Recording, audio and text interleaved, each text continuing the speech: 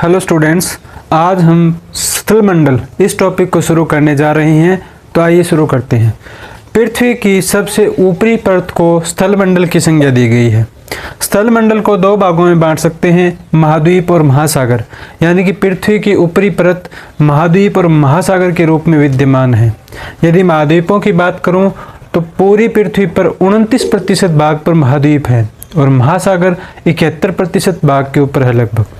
और स्थलमंडल जो है उसकी मोटाई महाद्वीप और महासागर पर अलग अलग है।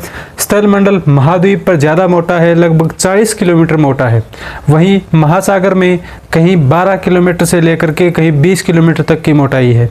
अभिप्राय ये है कि महासागर में स्थलमंडल की मोटाई कम है, जबकि महाद्वीपों में इसकी मोटाई ज़्यादा है। ठीक, अब नॉर्थ हेमिस्फीयर में वाटर का डिस्ट्रीब्यूशन, साउथ हेमिस्फीयर में वाटर का डिस्ट्रीब्यूशन कितना है, या उत्तरी गोलार्ध में और दक्षिणी गोलार्ध में जल का वितरण कैसा है देख लेते हैं।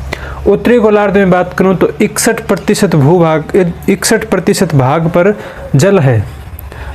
उत्तरी गोलार्ध में 61% भाग के ऊपर जल स्थित है। वहीं दक्षिणी गोलार्ध में 81% भाग के ऊपर जल स्थित है।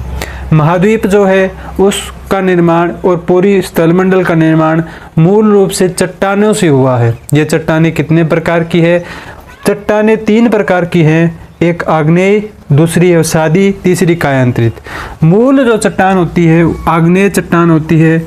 आग्नेय चट्टान से अवसादी और कायांतरित चट्टानों का निर्माण होता है।